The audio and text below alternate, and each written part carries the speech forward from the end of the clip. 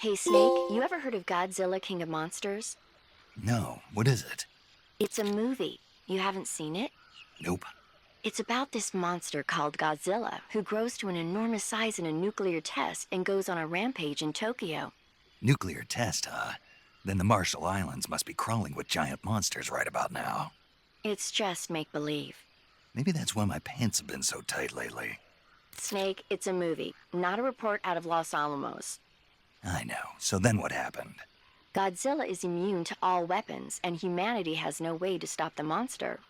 Dr. Shirazawa develops a new type of weapon, but meanwhile Godzilla is getting closer and closer to Tokyo, obliterating everything in his path. It was originally a Japanese movie, but they made an American version too. I recommend seeing the original Japanese one if you ever get the chance. It's mostly mindless fun, but it's also got a serious anti-nuke message as well. Where can I see the original? You'll just have to go to Japan. Really? That's too bad. If you wait 40 years, you might be able to see it in America too. It might even win awards all across the globe in 60 years. Why's that? 2024 will be Godzilla's 70th birthday. You think they're still going to be making Godzilla movies then? Of course. Everybody loves Godzilla. You sure know a lot about movies. I don't suppose you're the movie-watching type, are you? Not really. Okay, then I'll tell you everything I know. When the going gets tough, movies can save your life. It's always good to be able to look at things from a different perspective when you get in a jam. That's the magic of movies. No kidding. Well, I guess it might at least make a nice distraction. That's the spirit, Snake. Have a little fun. Snake, do you know the creature from the Black Lagoon? Nope, never heard of it. These scientists are investigating a place deep in the Amazon called the Black Lagoon, and they get picked off one after the other by this fishman thing.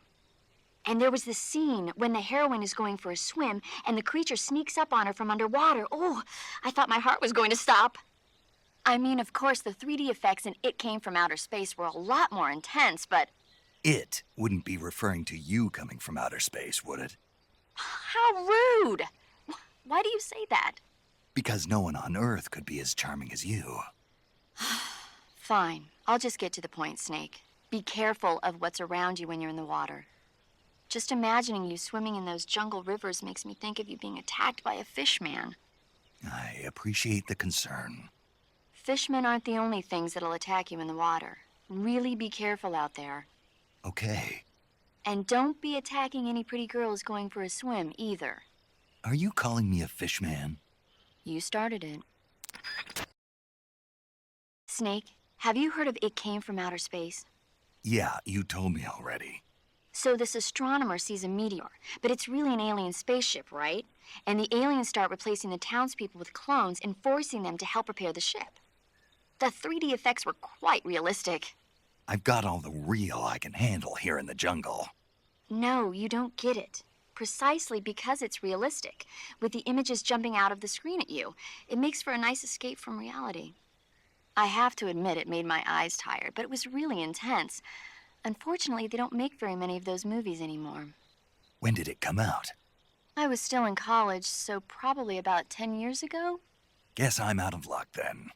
You know, they're coming out with household versions of video cassette recorders. One day you'll be able to see old movies anytime you want. It'll be like having a movie theater in your own home. Really? It's like if you had a record with movie film etched onto it instead of music. It'll work the same way. You're kidding. No, really. And someday they might make movies where you control the characters yourself. Sounds like magic. It'll happen. Make sure you stay alive to see it, Snake. Hey, Snake, have you ever seen Forbidden Planet? No, can't say I have. It's about this expedition that goes to the planet Altair 4 in an ultra-fast spaceship. When they arrive, they meet the survivor of the last expedition, Dr. Morbius. Dr. Morbius was exploring the planet along with his daughter Altera and the versatile Robbie the robot. Ignoring the doctor's warnings, the expedition team is suddenly attacked by an invisible creature called the Monster from the Id. The special effects they used for the science stuff were really neat. I wish I had a robot like Robbie that could make anything I wanted it to. I'm more interested in that invisible monster. If I were invisible, I wouldn't have to bother hiding or wearing camouflage. Maybe someday you'll be able to turn invisible. Yeah, that'll be the day. Snake, have you seen Earth versus the Spider? Nope. It's about this spider that suddenly mutates into a giant monster. They bring it into the city in a state of hibernation, but it wakes up and starts wrecking the place. So why did the spider turn huge? I told you, it suddenly mutated. Yeah, right. Snake, it's people like you that take all the fun out of watching movies. Always nitpicking and taking things too seriously. Honestly, why even bother? Look, the important thing isn't that it got big. Then what is important? The fact that there's a huge spider destroying the city. Suspend your disbelief. That's the whole point of movies. Snake, have you seen the movie Them? No. It's about these giant ants that appear in the desert of New Mexico after a nuclear test. The army tries to fight them off with flamethrowers. The ants were so big that they filled up the entire screen. The whole movie theater was screaming. An ant that big could make a good meal. Yeah, well, if you find any, don't eat them. Come on, they're not that bad for you. If you end up growing huge like that, you won't have any place left to hide. Just like a girl gone.